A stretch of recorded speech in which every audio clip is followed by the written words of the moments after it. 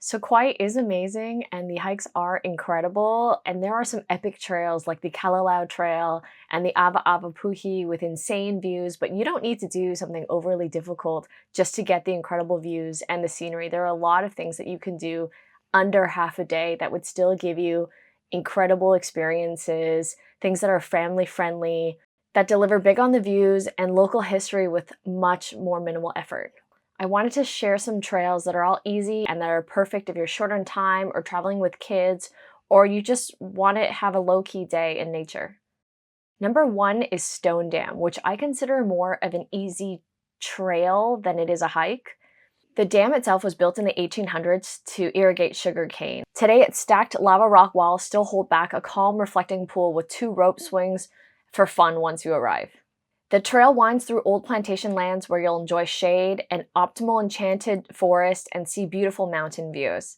The out and back path is mostly flat, but it can be muddy in the rainier seasons.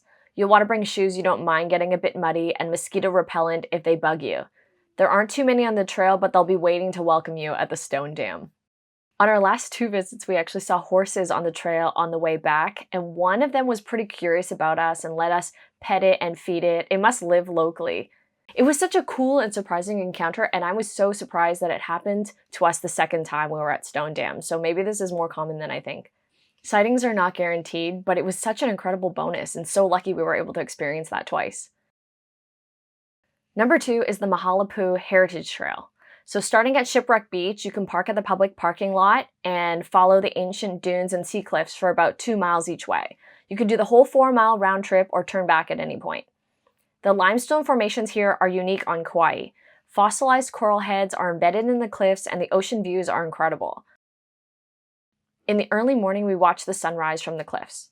This coastline has been important for centuries, and you'll pass by ancient Hawaiian rock construction, which is a good reminder that this coastline has been important long before we arrived.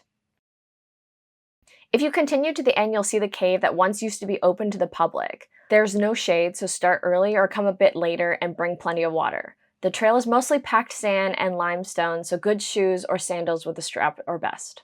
Number 3 is Molokea Pools, which is really more of an off-the-radar walk along tidal pools than it is a hike. In the summer when the ocean is calm, you can swim across the river at Kahili Beach, also known as Rock Quarry. The walk itself is maybe 10 to 15 minutes to get to the lava tide pools, and you'll hopefully get to see birds from the Kilauea Sanctuary flying above you as you explore. The water was crystal clear, and we could see small fish and sea cucumbers inside the pools, and one even sounded like it was a toilet bowl. It really feels secluded and wild, and I was surprised nobody really talks about it. In the winter, unfortunately, I think the surf is too powerful, so the path might be closed. Be safe if you are thinking about exploring this one and are not sure about the surf conditions. Next up is the Iliau Nature Loop in the Waimea Canyon. Named after the endemic Iliau plant, a species found only on Kauai, you can see the plants on the Iliau Nature Loop along with other endemic plants. This is a very short 0.3-mile Waimea Canyon trail near Kukui Trail. This trail is special because it has an incredible mix of canyon views and rare native plants. In early summer, you might be able to see its tall stalk and bloom, but even when it isn't flowering, the plant's spiky rosette strands stand out among the red dirt and green valleys. The path meanders along the canyon rim, where you can see deep into the side valleys carved by the Waimea River.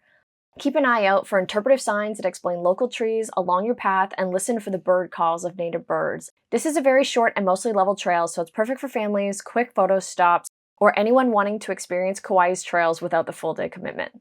Because the trail sits at roughly 3,400 feet, expect cooler temperatures and quickly changing weather.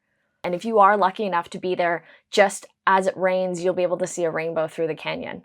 And last but not least is one of my favorites. It's the self-guided tour at the Limahuli Gardens on the North Shore. It's not exactly a trail, but it's a favorite short walk among native and endemic plants.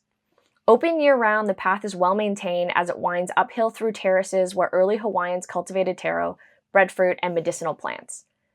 The trail is about 3/4 of a mile and slightly uphill most of the way. You'll be given a booklet when you arrive, and there are interpretive signs that explain how native and canoe plants supported island life and how the valley is being restored today. There are 2 abbreviated local stories of the mountains you can see from the property which make you feel really connected to the land. And at the top, you're rewarded with incredible views of Makana, known as Bali High in the movie South Pacific, and the rugged North Shore coastline where you may be able to see whales during the migrating whale season. Anyways, I hope that this helps and you're able to enjoy some of Kauai's diversity and nature while you are here visiting. Have the best visit. I hope you have an amazing time.